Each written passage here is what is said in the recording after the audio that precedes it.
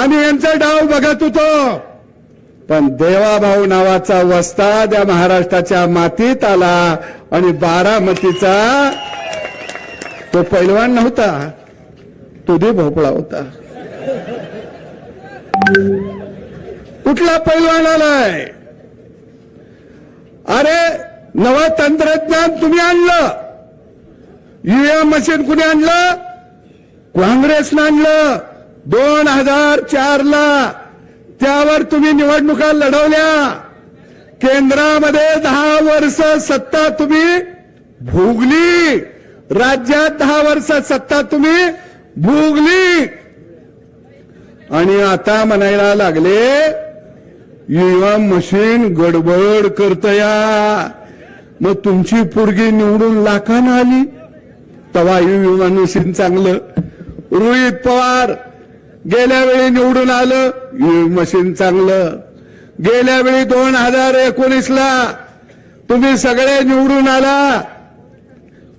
उद्धव ठाकरेला बिचाराला कळलं नाही, ते मातोश्रीतच बसून होतं, त्याला माहीतच नाही बाहेर काय चाललाय खेळ. त्याला दाखवलं गाजार मुख्यमंत्री पदाचं,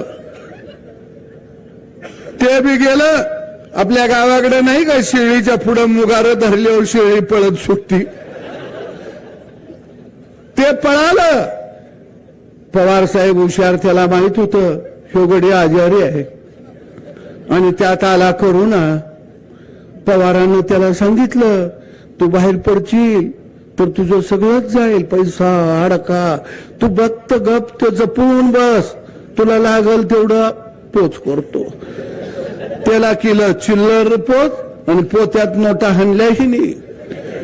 ते फसलं, ते बिचारा बाहेरच निघालं नाही. मग उद्धव ठाकरे कशावर निवडून आलं तर त्याचं गडी ईव्हीएम वर ते चाललं. काँग्रेसचं ईव्हीएमचं गडी चाललं, सरकार बनवलं ते चाललं. लोकसभेला तुम्ही निवडून आला ते चाललं. त्यावेळी काय म्हणले?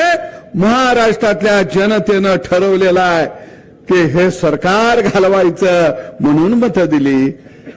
तेव्हा सुद्धा फेक नेरेटिव्ह तुम्ही पसरला. परवा 2 दिवसापूर्वी आकडेवारी आली, आम्हाला 56 लाख मतं पडतात. माझ्याकडे ती आकडेवारी आहे. मला वाटतंय काय गणित बी भारी आहे. ते म्हणले 2024च्या लोकसभेमध्ये आणि आत्ताच्या विधानसभेमध्ये आम्हाला मतं पडली 58 लाख. मग आमचा 10